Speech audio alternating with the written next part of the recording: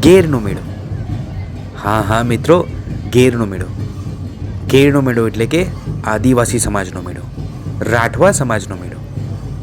આદિવાસી સમાજના ઘણા લોકો આમાં રંગબેરંગી પોશાક પહેરીને અને પોતાના કલ્ચરને આપણા સુધી પહોંચાડવા માટે ખૂબ મહેનત કરીને ખૂબ સુંદર રીતે તૈયાર થઈને આ મેળામાં આવે છે.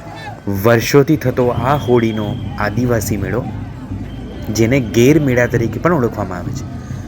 મિત્રો, મેં ક્યાંક સાંભળ્યું છે કે ગેર એટલે કે પથ્થરમાંથી બનાવેલો રંગ, અને એનાથી લોકો પોતાના શરીર પર આ છૂંદણાઓ અને અલગ અલગ પ્રકારના ચિત્રો, અલગ અલગ પ્રકારની કલાકૃતિઓ પોતાના શરીર પર દોરીને અને દિવાલો પર દોરીને આ મેળાનું ભવ્ય રીતે સેલિબ્રેશન કરે છે, જે અત્યારે આપણે જોઈ રહ્યા છે.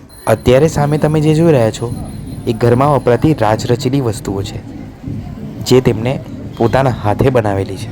જેમાં એકદમ સુંદર રીતે બનાવેલું તોરણ, સુંદર રીતે બનાવેલો અરીસો અને સુંદર રીતે બનાવેલા કમરમાં પહેરવાના દોરા. તો ચાલો મિત્રો, ભેગા મળીને માણીએ આ મેળાના સુંદર દ્રશ્યો.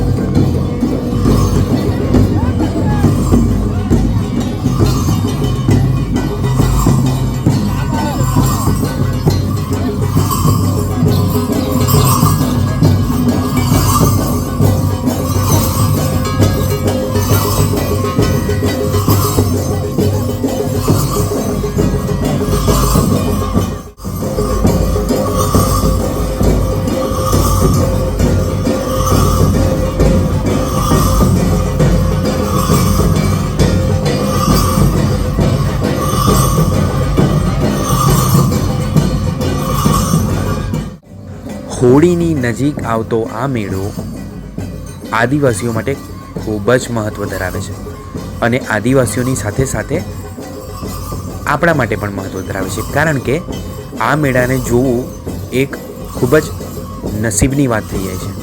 જેવી રીતે કે અત્યારે તમે જોઈ રહ્યા છો, લોકો અલગ અલગ પ્રકારના રંગબેરંગી પોશાક પહેરીને અને એમના ઘરેણાં પહેરીને, એમના ઓજારો જેવી રીતે કે એમના બાણ છે, એમના ખેતી કરવાના ઓજારો છે, એ આપણા સુધી પ્રદર્શિત કરે છે.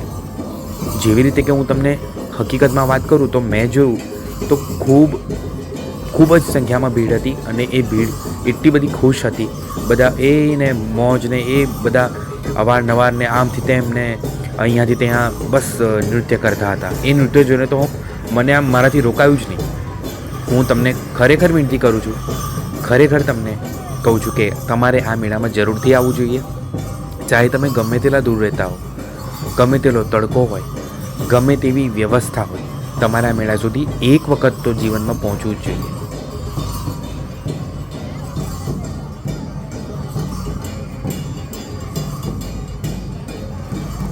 મિત્રો, આ કવાંટના મેળામાં તમને ઢોલ અને એના અન્ય સંગીતના વાદ્ય સાથે ભીલ, રાઠવા અને ધાનુક આદિવાસીઓના યુવક યુવતીઓ નૃત્ય કરતા જોવા મળશે.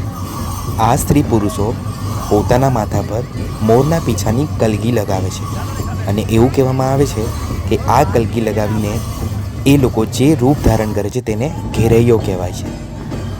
વડોદરાથી લગભગ 100 કિલોમીટરના અંતરે આવેલા આ કવાંટ ગામમાં આશરે વિવિધ 25 ગામોમાંથી અલગ અલગ આદિવાસી સમાજના સ્ત્રી અને પુરુષો અહીંયા આવીને પોતાની કલાકૃતિ અને પોતાના કલ્ચર વિશે અને પોતાની સંસ્કૃતિ વિશેના જે ભાવ છે એ આપણા સુધી પ્રગટ કરે છે, અને એ જોવાની મજા ખૂબ જ અનેરી છે.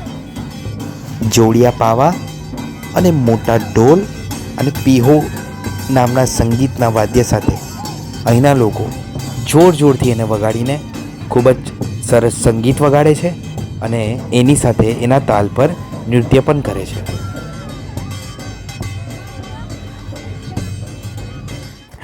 આ રંગબેરંગી પોશાક અને આ અદ્ભુત પહેરવેશ પહેરીને આ આદિવાસી મિત્રો પોતાના પશુ પક્ષીઓને લઈને જે પ્રેમ છે એનો ભાવ પ્રગટ કરે છે. આ રંગબેરંગી કપડાં અને એમના પહેરેલા ઘરેણાથી તેમનો આ દેખાવ અને તેઓ પોતે ખૂબ જ અલગ દેખાઈ આવે છે.